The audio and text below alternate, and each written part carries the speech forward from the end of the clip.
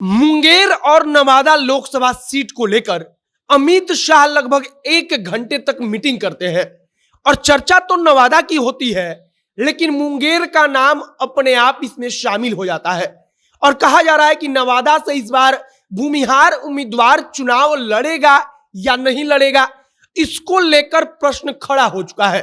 क्योंकि अमित शाह ने मीटिंग में साफ कर दिया कि इस बार भारतीय जनता पार्टी खुद इस सीट से चुनाव लड़ेगी।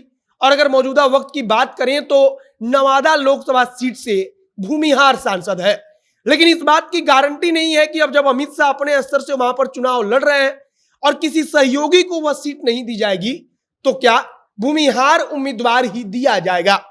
इसके बाद आ जाइए मुंगेर लोकसभा सीट पर। और मुंगेर लोकसभा सीट सबसे महत्वपूर्ण इसलिए है क्योंकि वहां से जदयू के राष्ट्रीय अध्यक्ष श्री लल्लन बाबू सांसद है और लल्लन बाबू को हराने के लिए कहा जा रहा है कि इस बार भारतीय जनता पार्टी की तरफ से अमित शाह खुद अलग ही प्लानिंग कर रहे हैं।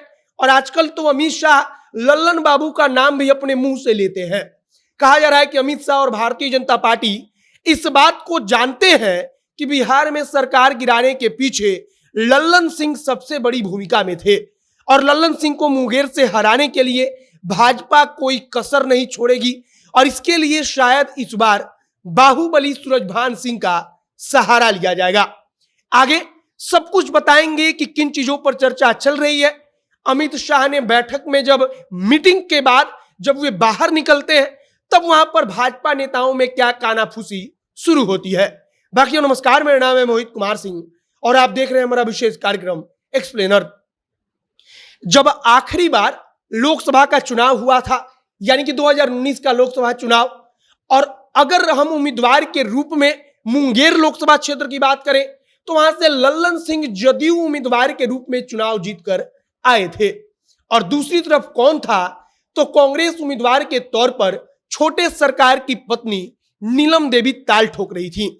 और छोटे सरकार या अनंत कुमार सिंह के रहते लल्लन सिंह चुनाव इसलिए जीत गए क्योंकि उस वक्त पर भारतीय जनता पार्टी और जनता दल यूनाइटेड का गठबंधन था और इस बात को कोई नकार भी नहीं सकता, क्योंकि कहा जाता है कि भूमिहार वोटर इसीलिए लल्लन बाबू के पक्ष में एक तरफा चला गया क्योंकि भूमिहारों की पसंदीदा पार्टी भारतीय जनता पार्टी का समर्थन उनको हासिल था।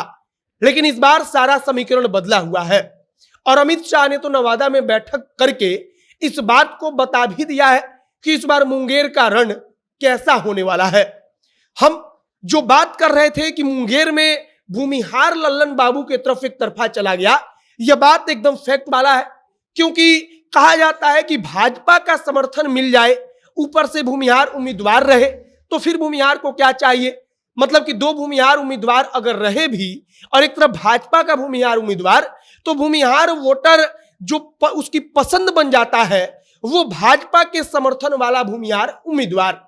बाकी जो अनंत कुमार सिंह का अपना विधानसभा क्षेत्र है वो एक अपवाद की श्रेणी में आता है कि वहां पर अनंत कुमार सिंह का अपना खुद का इतना वर्चस्व है, कह लीजिए वोटरों पर, कि वहां पर अनंत कुमार सिंह के नाम पर भूमिहार वोटर इधर से उधर होता है। लेकिन यह पूरे मुंगेर में नहीं होता, क्योंकि लोकसभा के चुनाव में हमने देखा कि अनंत कुमार सिंह तो चुनाव लड़ ही रहे थे, उस वक्त पर भी राष्ट्रीय जनता दल का समर्थन था, लेकिन फिर भी अनंत कुमार सिंह की पत्नी चुनाव नहीं जीत सकी और लल्लन बाबू चुनाव जीते तो इसके पीछे का कारण भारतीय जनता पार्टी का समर्थन रहा। लेकिन इस बार मुंगेर के रण में भूमिहार वर्सेस भूमिहार होगा। मतलब कि हुआ तो 2019 में भी भूमिहार बनाम भूमिहार था, लेकिन इस बार जो भूमिहार बनाम भूमिहार होगा उसमें लड़ाई बड़ी दिलचस्प होगी। कहा जा रहा है कि नवादा के लोकसभा सांसद हैं चंदन सिंह। चंदन सिंह कौन है तो सबसे पहली बात की भूमिहार, दूसरी बात सूरजभान सिंह के भाई।